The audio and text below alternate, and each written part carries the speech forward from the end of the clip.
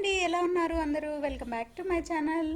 ఈరోజు మన వీడియో వచ్చేసి కోడిగుడ్డుతో పచ్చికారం అండి. ఎలా చేసుకోవాలో చూపిస్తాను. చాలా బాగుంటుంది. వేడివేడి అన్నంలోకి కానీ చపాతీలోకి కానీ అద్భుతంగా ఉంటుందన్నమాట. ఒక్కసారి మీరు కూడా ట్రై చేసి, ఎప్పుడు చేసే రొటీన్ ఎగ్ రెసిపీస్ కాకుండా ఇలా పచ్చికారంతో కూడా ఒకసారి కారం చేసి చూడండి. చాలా చాలా టేస్టీగా ఉంటుంది. ఇక లేట్ చేయకుండా ఈ కోడిగుడ్డు పచ్చికారం ఎలా చేయాలో చూసేద్దాం. ఈ వీడియో మీకు నచ్చినట్టయితే ప్లీజ్ లైక్ చేసి, ఇప్పటివరకు ఛానల్ సబ్స్క్రైబ్ చేసుకోకపోతే ఒకసారి సబ్స్క్రైబ్ చేసుకోండి. ముందుగా 4 నుంచి 5 పచ్చిమిర్చి ఇలా కట్ చేసుకోవాలండి. 3 మీడియం సైజు ఉల్లిపాయలు, 1 ఇంచి అల్లం ముక్క. ముందుగా మిక్సీ జార్ తీసుకొని పచ్చిమిర్చిని, కట్ చేసుకున్న ఉల్లిపాయలు, అల్లం ముక్క కూడా జార్లో వేసుకోవాలండి. ఇందులోనే జీలకర్ర, రుచికి తగ్గట్టు ఉప్పు వేసి వీటన్నిటినీ కచ్చాపచ్చాగా గ్రైండ్ చేసుకోండి.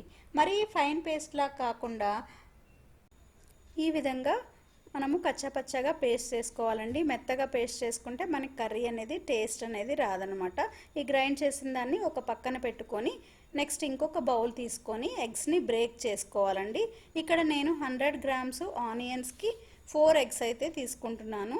ఎక్కువ క్వాంటిటీ కావాలంటే మీరు ఇంకొద్దిగా యాడ్ చేసుకోవచ్చు ఎగ్స్ క్వాంటిటీని, కానీ పచ్చిమిర్చి ఆనియన్స్ని కూడా ఇంకా యాడ్ చేసుకోవచ్చు. ఇది మనకి క్వాంటిటీలో వచ్చేసి ఒక 3కి అయితే బాగా పర్ఫెక్ట్గా సరిపోతుంది అనమాట. ఇలా ఎగ్స్ని బ్రేక్ చేసుకొని బాగా బీట్ చేసుకోవాలి.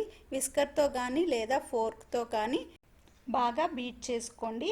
ఇలా ముందుగా ఎగ్స్ బీట్ చేసుకోవడం వల్ల ఎగ్ మనకి చాలా సాఫ్ట్గా అవుతుంది. నెక్స్ట్ స్టవ్ ఆన్ చేసి బాండీ పెట్టుకొని ఒక 2 స్పూన్ల వరకు ఆయిల్ వేసుకోండి. ఆయిల్ హీట్ అయిన తర్వాత బీట్ చేసుకున్న ఎగ్ మిశ్రమాన్ని పోసుకోవాలి. ఇలా పోసుకున్న తర్వాత కదపకుండా ఒకవైపు బాగా ఫ్రై అయిపోయిన తర్వాత మిగిలిన ఎగ్ మిశ్రమాన్ని కూడా ఇలా ఆయిల్లో తిప్పుకుంటూ ఫ్రై చేసుకోవాలి. ఇలా టర్న్ చేసుకుంటూ ఫ్రై చేసుకున్నారంటే చక్కగా ఎగ్ అంతా ఈవెన్గా పొంగుతూ బాగా ఫ్రై అవుతుంది. ఇలా ఫ్రై అయిన తర్వాత ఈ ఎగ్ మొత్తాన్ని చిన్న చిన్న ముక్కలుగా కట్ చేసుకుంటూ ఫ్రై చేసుకోండి. ఇలా వీడియోలో చూపించిన విధంగా కలుపుతూ ఫ్రై చేసుకోండి. చూసారు కదా ఎలా ఆమ్లెట్ లాగా పొంగుతూ ఫ్లఫీగా ఫ్రై అయిపోయిందో. ఇలా ఫ్రై చేసుకున్న ఈ ఎగ్ ముక్కల్ని ఒక బౌల్లోకి తీసుకొని పక్కన పెట్టుకోండి. నెక్స్ట్ పోపు కోసం బాండీ పెట్టుకొని 1 స్పూన్ ఆయిల్ వేసుకోండి. ఆయిల్ కాస్త వేడైన తర్వాత ఆవాలు, జీలకర్ర, ఎండుమిర్చి, కరివేపాకు వేసి ఫ్రై అయిపోయిన తర్వాత ఆల్రెడీ మనం గ్రైండ్ చేసి పెట్టుకున్న పచ్చిమిర్చి, ఉల్లిపాయల పేస్ట్ వేసి పచ్చివాసన పోయేంత వరకు చక్కగా ఫ్రై చేసుకోవాలి. తర్వాత 1 స్పూన్ పసుపు కూడా వేసుకొని ఫ్రై చేసుకోండి. ఇలా ఉల్లిపాయలు, పచ్చిమిర్చి పేస్ట్ అనేది బాగా ఫ్రై అవ్వాలండి.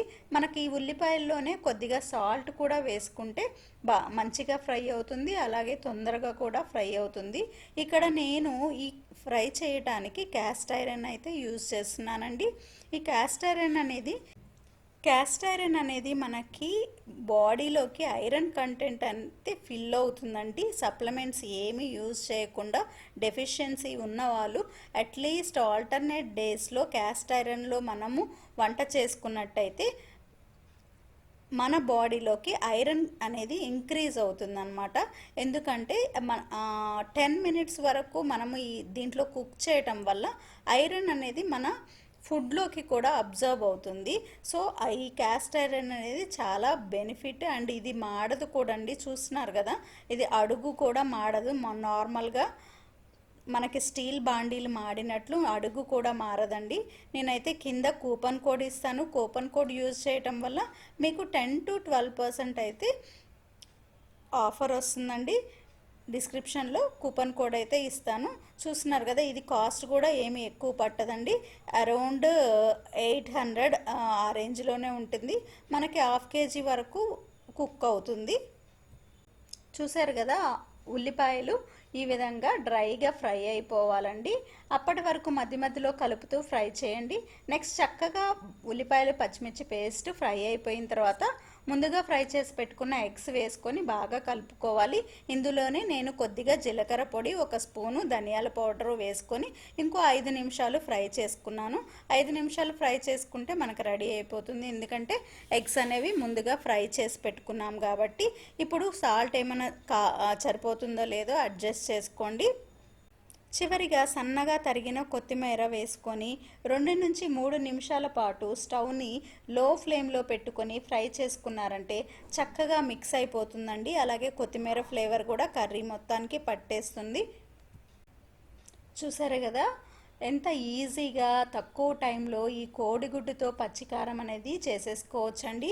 ఇంటిల్లపాదికి నచ్చుతుంది. అలాగే ఎప్పుడు చేసే ఎగ్ పొరటు కన్నా మనము కారం ఏమీ యూజ్ చేయకుండా ఒట్టి పచ్చిమిర్చితో చేసినా కానీ మనకు ఎక్కువ కారం కూడా అనిపించదండి. ఎందుకంటే బాగా ఫ్రై చేసాం కాబట్టి. ఇది మనకి వేడివేడి అన్నంలోకి కానీ చపాతీలోకి కూడా అద్భుతంగా ఉంటుందండి. ఒకసారి మీరు కూడా తప్పకుండా ట్రై చేయండి. ఎప్పుడూ చేసే రొటీన్ ఎగ్ రెసిపీ కాకుండా ఇలా పచ్చికారంతో చేస్తే చాలా టేస్టీగా ఉంటుందన్నమాట.